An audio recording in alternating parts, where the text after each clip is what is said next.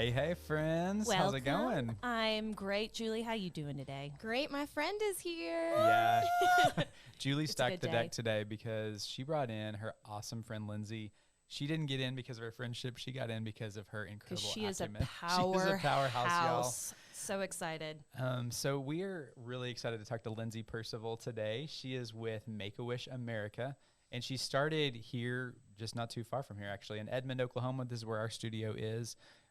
But she went to the University of Oklahoma and was a top 10 senior. Do you know how incredibly difficult that is on not a all the small metrics school. that they're looking at? But she went on to MakeAWish and served here at the local level, and they tapped her to go to the national level. And so we're going to really hear about her expertise in working with volunteers. She has had an incredible career, and I feel like she's just getting started. So this is one that you've got to watch. But I'll tell you, in our first 5 minutes of just chatting before this started, we're going to have a blast. We're going to have a blast. We're going to laugh so much. But I wanted to pass it over to Lindsey and say hi, and you can fill in some dots of maybe your experience, what led you to today, Lindsey. I'd be happy to. Thanks so much for having me, John, Becky, and Julie. So good to see you. It's a pleasure to be here. Jonathan, really, he covered it. That was my career journey. I didn't necessarily grow up thinking I would go into nonprofit. I didn't know what I wanted to do for a really long time. So I tried all different kinds of stuff. And I think that is ultimately what led me to nonprofit, because as anybody knows, you've got to be ready to wear lots of different hats. And so I really do enjoy that. My first official professional experience in nonprofit was with MakeAWish Oklahoma in 2017. I got to really spend some time gaining that local nonprofit perspective. As the community and volunteer engagement coordinator there. Really loved it. And so now I serve on the mission advancement team at MakeAWish America, which is where we're headquartered in Phoenix. I work remotely. My role as a volunteer engagement specialist is to build connections with our chapter volunteer staff. That's the biggest part. So in doing that, I host networking calls for our volunteer staff. I design key volunteer resources to support them, as well as our volunteers. And I build training curriculum to enhance our ability to grant quality wishes.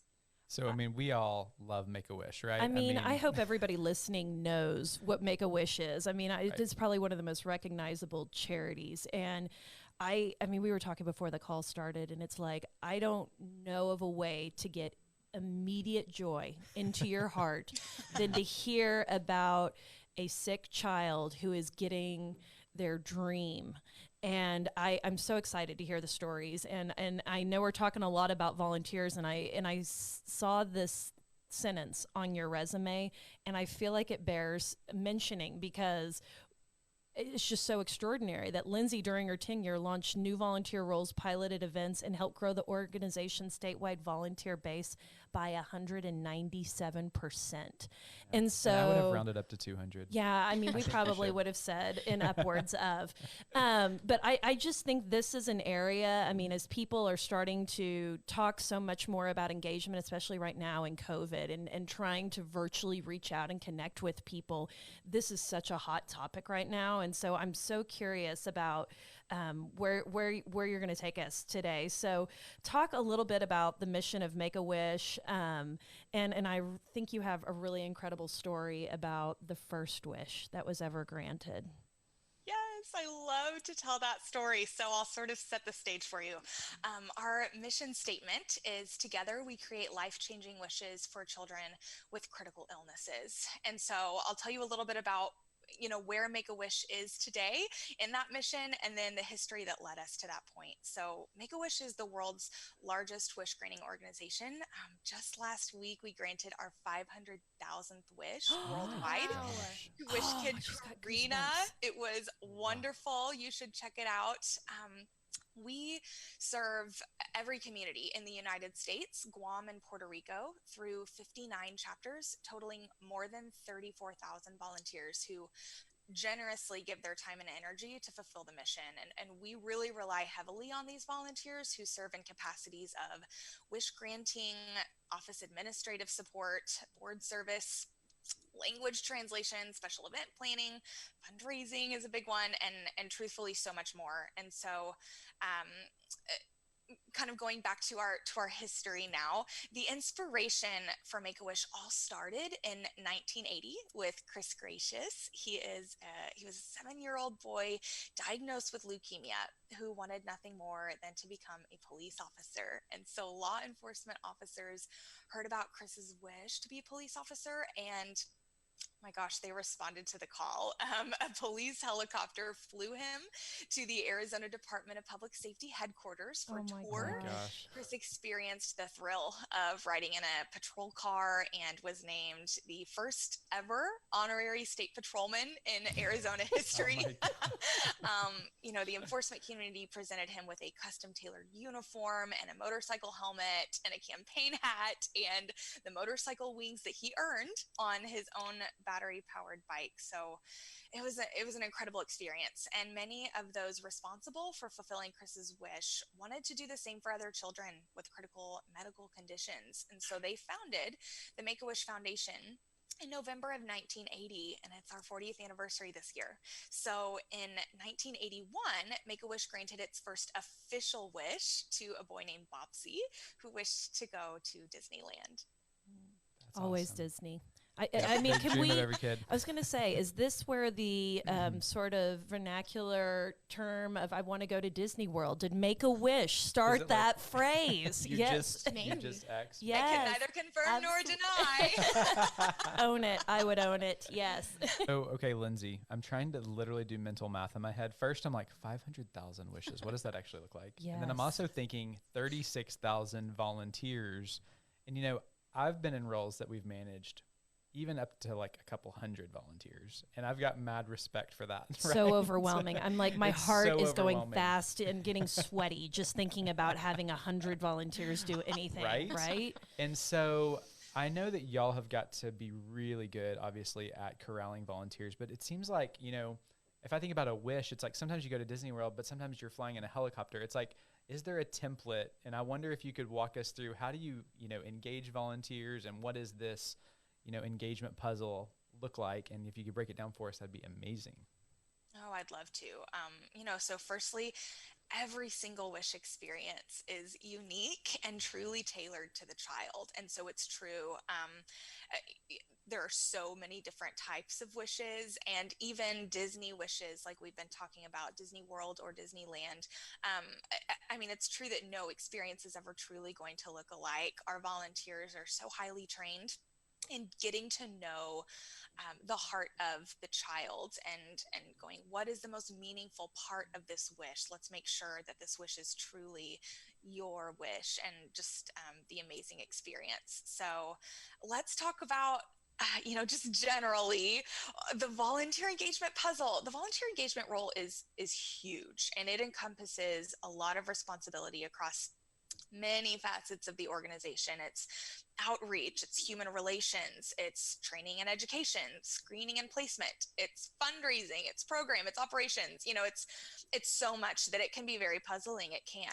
And so to help break it down, let's talk about what I would consider the 4 corner pieces of the volunteer engagement puzzle. So we're going to do some visualization today. I love it. I got out my big puzzle. I'm on my Chase Lounge in the therapy suite, like ready to roll. And Go, I love that hit you're us. starting with corners, because that's what I do too when I'm working a puzzle. Yes. Well, I've got good news. There's only 4 pieces in the puzzle we're talking about today. So This is the simplest puzzle you will ever make.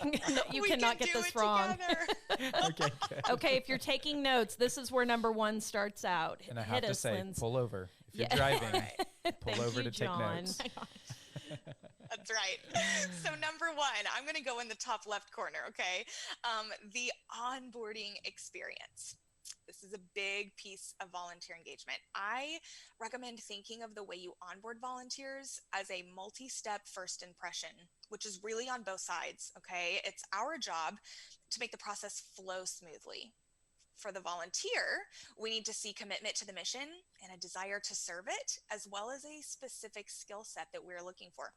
So the way we introduce volunteers to the mission really sets a tone for the rest of the experience. So use this first impression mindset in everything from the way you recruit to how you select the right person for the role to how you actually prepare them to serve. But really, it starts before you ever recruit.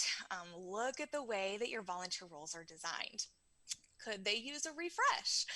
This happens. So for example, at Make-A-Wish, we recently revised our wish granting volunteer roles so that volunteers could keep serving in a virtual capacity.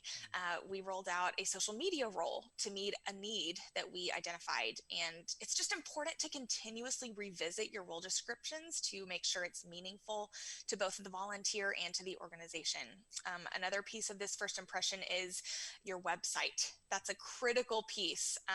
Are you setting an inclusive tone? Are your volunteer roles being promoted well on the website so anyone can get to them? Are you using language that anyone can understand if they're new to your mission? So these are all things to consider. And once the volunteer has been onboarded, are you intentionally creating milestones for these new volunteers to sort of check on their progress and maintain a welcoming atmosphere? It's still part of that first impression. They're still new to your organization. So these all play a role, but that really leads directly into training.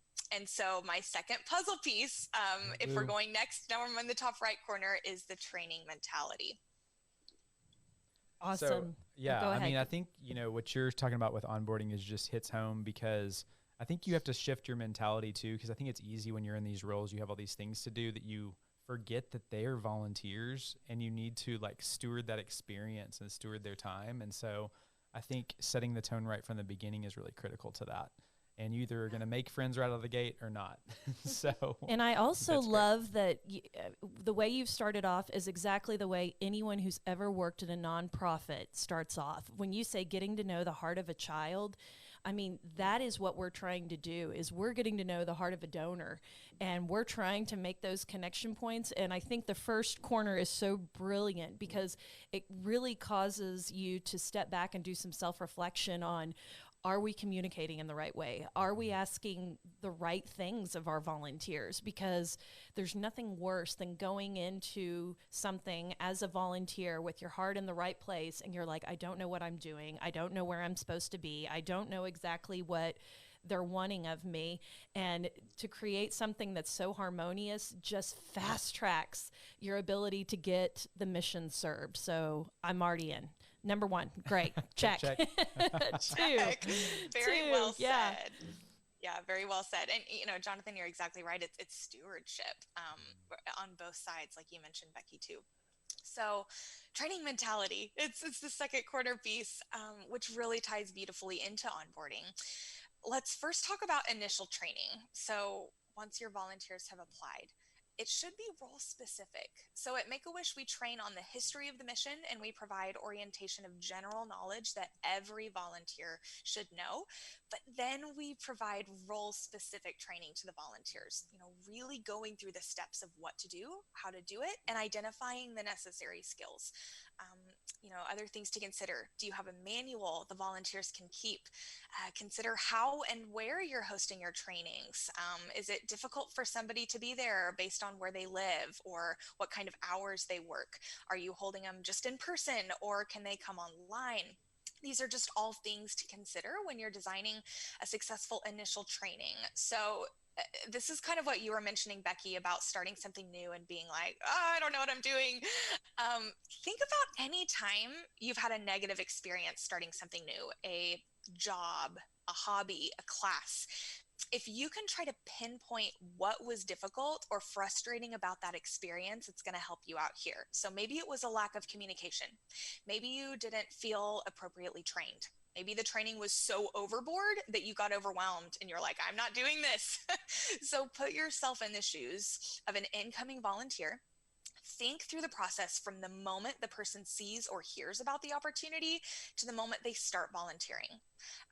So if this is hard for you to get sort of in that place from your job, do you have a trusted friend or perhaps a focus group of existing volunteers that could help you gives you some feedback on the process, or find ways to just ease your volunteer onboarding and training process accordingly. And again, it's all about that follow through with the first impression, which is why this ties so closely into our first puzzle piece. And going back to our earlier example about going virtual with some of our volunteer roles, it required us to rethink our training. Really, they're married. So what is that sweet spot of sharing enough information that the volunteer feels prepared without oversharing, so an attendee feels overwhelmed as they leave and essentially nothing sticks? You know, what pieces of the training made sense for us in the in-person role that we need to revisit for a virtual one? And here's a critical piece of this puzzle. Here's where a lot of folks say, okay, check, I trained my volunteer, they're new, I trained them, all done. Oh, no.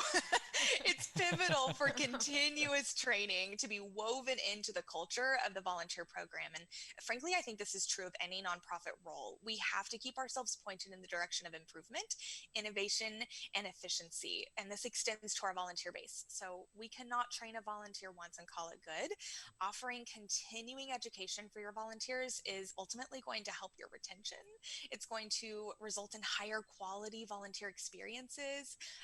It's going to save you time as a volunteer engagement professional. So we owe it to our WISH families to provide the best possible WISH experience, but take it a step further and make continuing education a priority for yourself too. You know, listen to outside perspectives, challenge yourself, innovate. Your nonprofit really needs you to professionally learn and personally grow. Everyone will benefit from that. So this training mentality, it's true for your volunteers, but it's true for you too.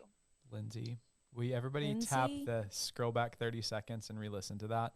I mean, 150%. Where is my emoji of the head explosion? The tiny, because that's where I am right now. I mean, because we know why Lindsey grew volunteer engagement 197%. 100%. I mean, because what I think you're saying is so intuitive, and I think everybody listening would say, oh yeah, I knew that. I would think that sounds correct, but I don't think linearly we would put all of those steps in order. And what you just said, that, you know, even the continuous training will help with retention. In my mind, if you're sitting here as a nonprofit professional who doesn't even engage with volunteers, you could apply this so seamlessly to any donor. And I would have to think that all of this retention and engagement with a volunteer would so naturally translate to them wanting to be more involved at a donor level or at the board level or wherever. I mean, it's just such an easy, intuitive cultivation step. This is fantastic. I just think there's so many practical tips that anyone could get from this. And don't you feel like it's like what we talk about with boards? It's not, if your board is really disengaged and not helpful, it's because you're not pointing them in that direction, right, most likely. you know, so same with volunteers. When you're training and you're coaching really clearly, you're going to get much more clear results. And so and training could just be communication, like, right, hey, this is what's going on right now. Hey, here's some really a great story about something that just happened, and we could learn from this. We could expound on this. There's just so many steps. Okay, we're slowing down the process. Number 3. Oh, I'm right there with you. Thank you. Okay, step number 3 is your engagement plan. So this is not just engaging with your volunteers, it's actually having a plan to map it all out. So I recommend making a calendar and mapping out your various communication plans. Now, notice that I said various communication because not all volunteers think and process alike. We're all humans. So just to name one component of this, let's say your primary communication with your volunteer base is through, you know, like a social media closed group. Okay, there are 5 different generations that are volunteering right now. How might a Gen Z or a millennial react to a social media post in comparison to somebody who grew up post-World War II? Oh, yeah. So, yeah. This is such a good tip. My grandma cannot find the podcast button on her iPhone, the little purple. So I send her the YouTube links because it's just easier. That is a great example of how you have to meet your volunteers in the space that they're at. That is such a good hack. Yes, and meet them where they're at. And, you know, it's not to say that I used to have a couple of volunteers that were in an older generation, and they were some of the most tech savvy that I could find. And I would have them help other volunteers through their process, so we can't generalize, but, to an extent, we got to meet them where they're at, just like you said. And that's just one form of the diversity. We've got different learning styles, visual, auditory. A volunteer based is composed of all these wonderfully different people. And so, needless to say, sending an email and hoping that everybody sees and understands and applies the announcement that you're making, it's unlikely to yield the results that you're hoping to achieve. That so is the most make politically a plan. correct way to say that too, Lindsay. May I just say? Lindsay's so kind. You're so kind. Oh my gosh.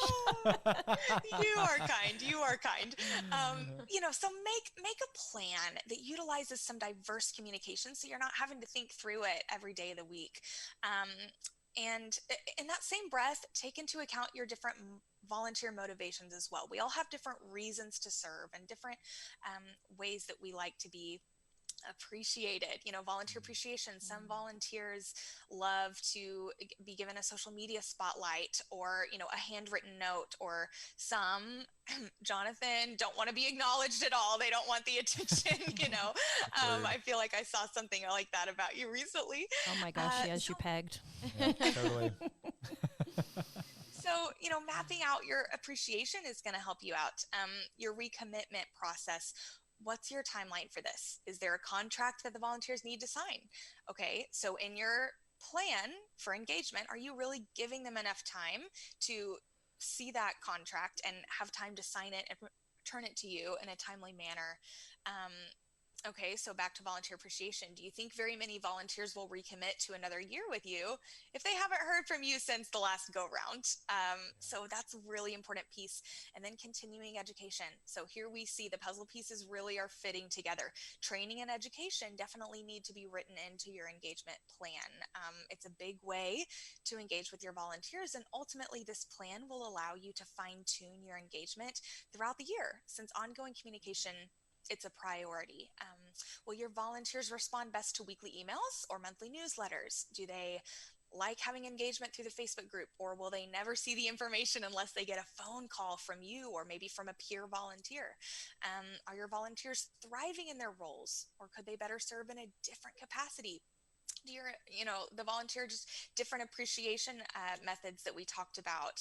Know your volunteers. Everyone is different, and it's so pivotal to stay in tune with these engagement intricacies. So if we're spinning our wheels without a roadmap and goals for our year, it's really challenging to find time for the big picture, the really important stuff like building relationships with your volunteers. And if you organize a plan like this to the best of your ability by the start of your year, you'll be able to devote more time to getting to know your volunteers throughout the year. And the better you know them, the better you can serve them, and the better they can serve the mission.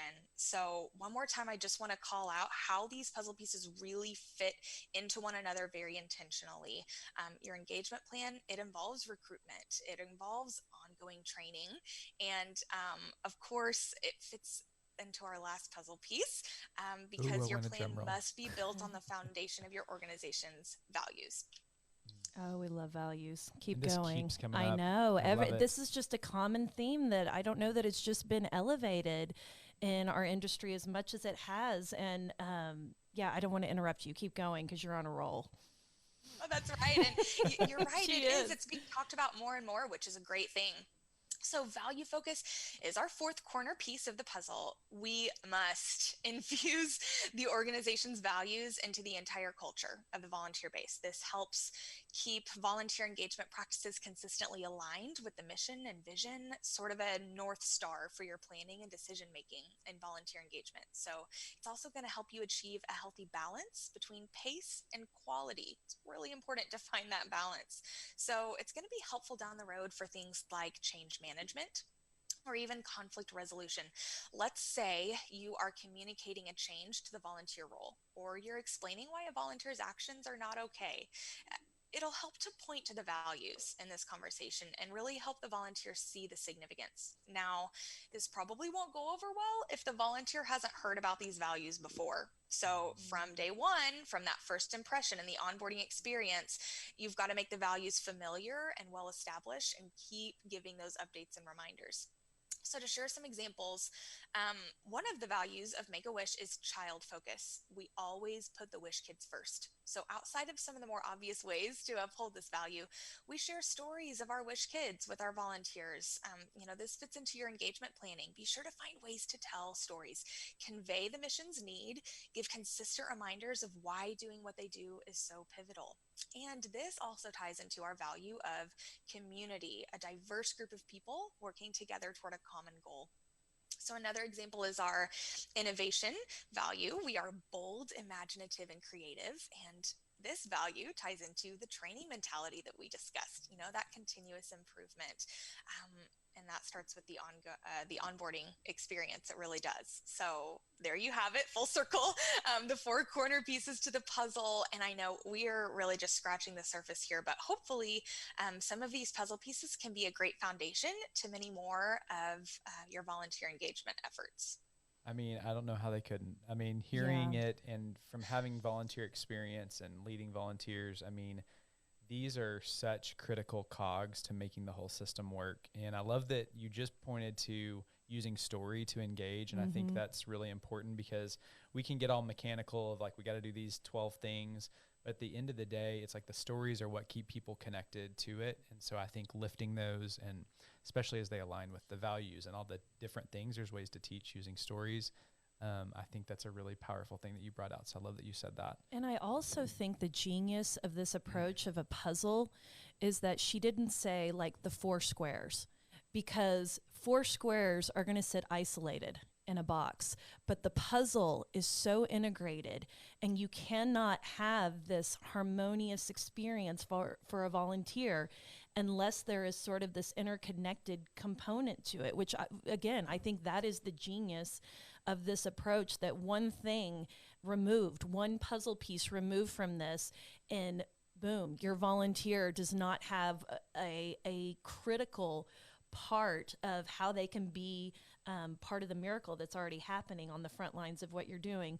So I'm going to play devil's advocate for a little bit for people that are listening on the other end, saying, yes, I want to have multi-phase communication. Yes, I want to keep training, but how do I do that? Because how do I be everywhere? How do I help Becky's grandma, and I love you, Grandma, who's trying to navigate this on her iPhone, with somebody who's a millennial, or a star-eyed 22-year-old that just wants to serve. How do you be in all those spaces? Do you have some tips or some hacks for somebody that may feel a little overwhelmed by all of that? Oh, certainly. Well, first of all, it's okay to feel that way. It's very normal to feel that way. There is always so much to do. And people that enter the nonprofit profession have giving hearts. And so we want to do everything, and we want to find ways to solve all the problems and meet all the needs and serve all the people. And so it's really easy to get stretched thin and experience compassion fatigue. I think that's true for the volunteers. I think it's true for the staff members. It's really true for anybody serving the mission. And so, be in tune with yourself, know yourself, and how to identify when you might be experiencing compassion fatigue. But as far as setting yourself up for success, I think really looking to your volunteer base to help you with your volunteer base is something that not a lot of folks can it's not easy to wrap your head around, because it's not necessarily your first instinct, but it can really be a game changer.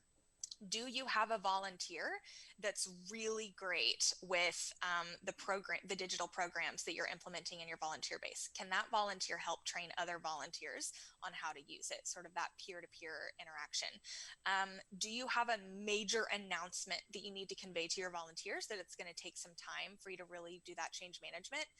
Use your volunteers to help make that announcement. You're one voice, and you might be a beautiful, strong voice, but you're one voice. And so if you can get a focus group together and say, hey, volunteers, I need you to contact, 10 of your peers or 5 of your peers, or whatever that number may be, and then have them, go on and on and on, and really help you magnify your voice louder than you can yourself. That's really going to be a way a way to help you, I think, is to really, going back to knowing your volunteers, you can't know them without that ongoing communication and without that good first impression of laying the foundation from the start. And as you know them, you're going to start to identify their strong suits and their skills and what they're great at. And you can really use that to help them achieve leadership roles in your organization if it fits, and save you time and stress, and everybody's serving and everybody's happy, and we're more productive all along. So I think, use your volunteers. They're there to help, and they want to. Brilliant hack. So you guys, I am a Make-A-Wish volunteer. So I'm going to pipe in and give just like my perspective, because Lindsey is so good at her job, but I can say that because I've been on the other end of it. But I've been volunteering for Make-A-Wish for quite a few years, and it is the most hands-on volunteer experience that you can have. You're involved in the entire wish process with your wish kid, and it really is at your accessibility. So it's whenever you're free that you sign up to help with a wish. And so it's been a constant in my life, and when I have the availability, I sign up and I help with a wish. And you get to meet with the kid and take them to ice cream and help them narrow down their wish. And my favorite wish kid wanted to go to Australia, and this is when his name was Sam, and this is when I was in college, so I had ample amounts of time to make this creative. And so volunteers are tasked with creating wish enhancements for their wish kids. And so you can get as creative as you want depending on if your kid is shy or not shy. Sam was not shy. So my friends and I, you are paired with another volunteer. So myself and the other volunteer coordinated a big announcement at his school assembly. And a couple of my friends in college came with us, and we did this big safari themed presentation for him to announce that he was going to Australia. And I'll never forget the look on his face, and I'm still in touch with the family, and they took me to dinner while we were in Norman, and you really get to be hands-on with the kids, which is so fun, and you get to be involved in those wishes. So I'm here to say everybody should be a volunteer, but it really rallies communities. It rallied a lot of the people in the Norman community were cheering for him, and he has cystic fibrosis. So Make-A-Wish is very much a joy side of a lot of very hard situations. So that's why I love it. You get to just be the fun, happy things in their life. And he got to go to Australia, and it was a great trip. So I'm sure you have a million stories, Lindsey, but that's my personal. 499,999 exactly. more. That's just one. And they get so creative. There's celebrity wishes. There's trip wishes. There's some people wish to get a gift for someone else, and they're just great. So I'm sure you have other stories, Lindsey, that you could share, but that is my personal one. Oh, thanks for sharing, Julie. Oh, you're such a great wish granter. You really are. And it's true. It's such a wish granter. Mission. You're not a volunteer. You're a wish. Of my sound effects is I don't want you to push a sound effect because that has come back to bite us, and this is so magical. and I I'm going to emote here because my head was on the ground on the table while Julie was talking, because this is such a wholesome story. And I mean, there's so many ways I can go with this, but the thing that I just want everyone listening right now, do a science experiment today.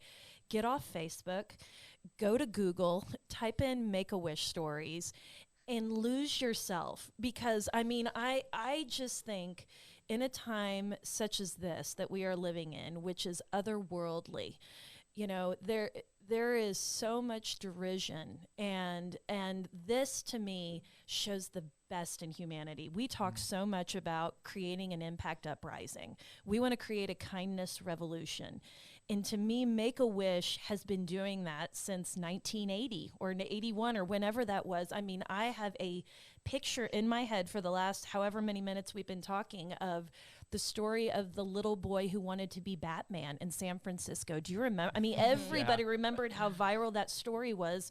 And the thing that struck me so much about that story, and I bet this is, again, one of 499,998. How many have we covered today? I mean, the whole community wanted to be a part of that.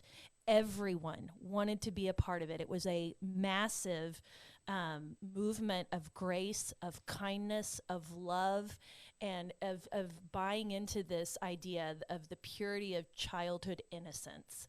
and dreams. And that is what I think brings out the best in humanity. And even those of us who couldn't be there, like I shared that story 10 times because it just made me feel good. And to know that there are college students who could lean into this and that you would create a volunteer opportunity for a Julie who I'm going to go out on a limb and say Sam changed Julie's life in some profound way by just virtue of being an extension of that.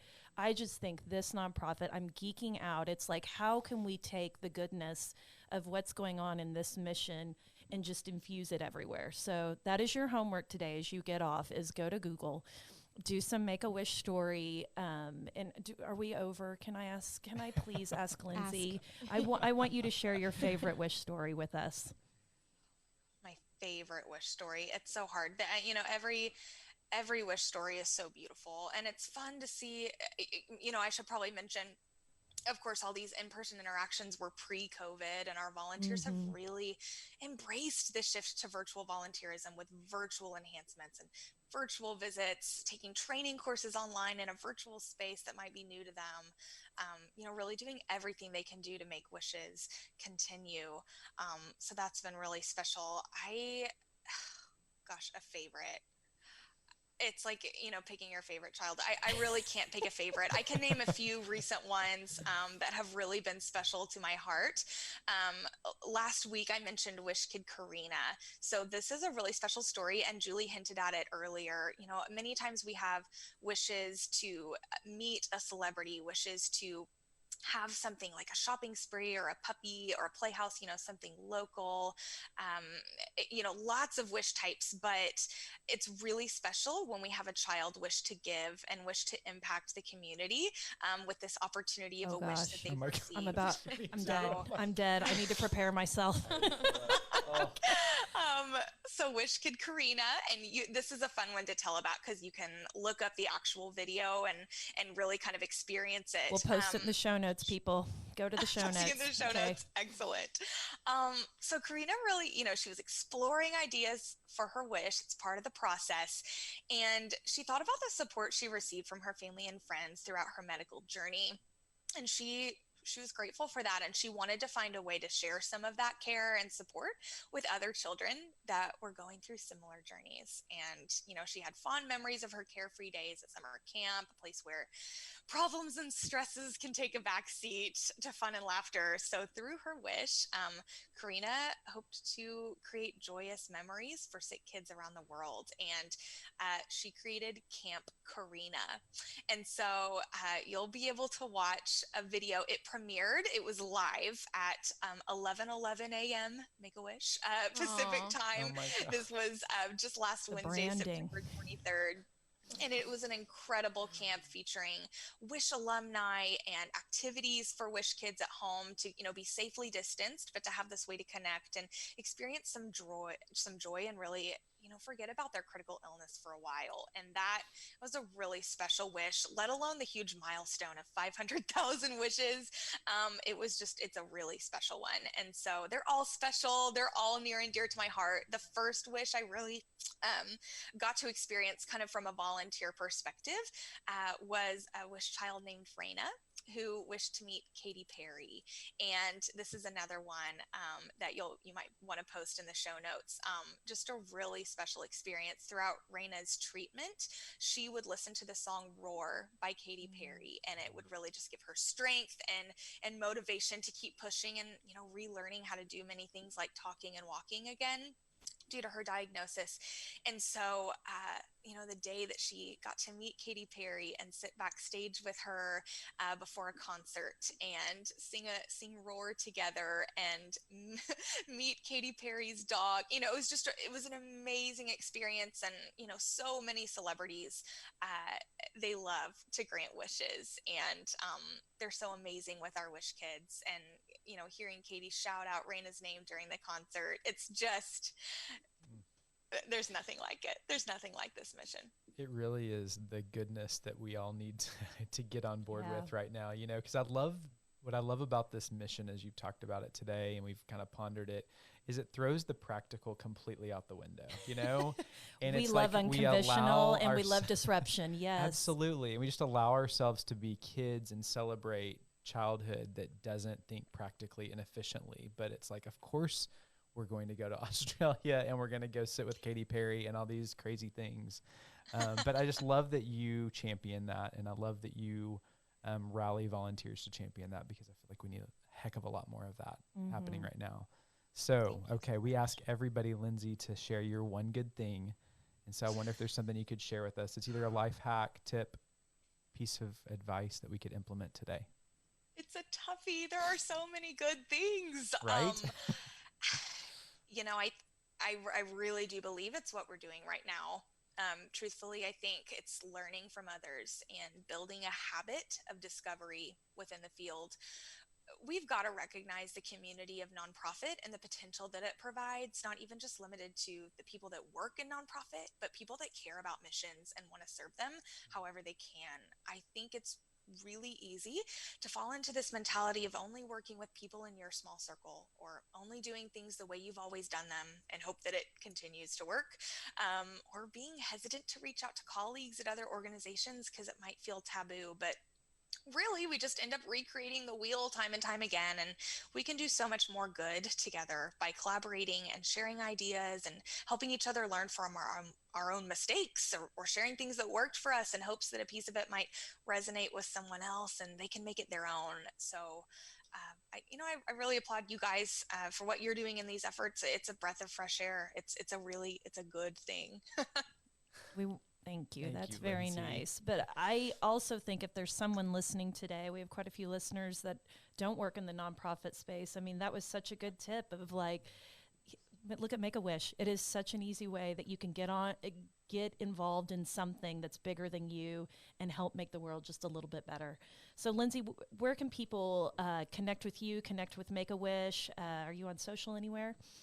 We certainly are. We're on social. We're on Twitter, Facebook, LinkedIn, Instagram, all of the above. I recommend, the easiest way to find us, just go to wish.org, WISH.org. And like you said, Becky, read some wish stories, maybe even watch some videos, but they're going to tell you on that website how to get involved. They're going to help you find your local chapter of the 59 chapters of Make-A-Wish. And there's so many ways to get involved. My goodness, there's so many volunteer roles. And if you think you have a skill set that could serve us, let us know about it. We would certainly love it. But check out wish.org and see how you might want to get involved. Yes, that's much better than Google. Google could lead you astray. Go to wish.org. Thank you. Lindsey, you are a delight. I just feel like I have grown so much and my heart has expanded since you've been on this call, and we just really appreciate your gifts so much.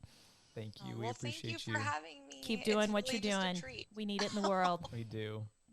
You're kind. Thank you for having me. It's a pleasure and really a treat. So thank you for having me.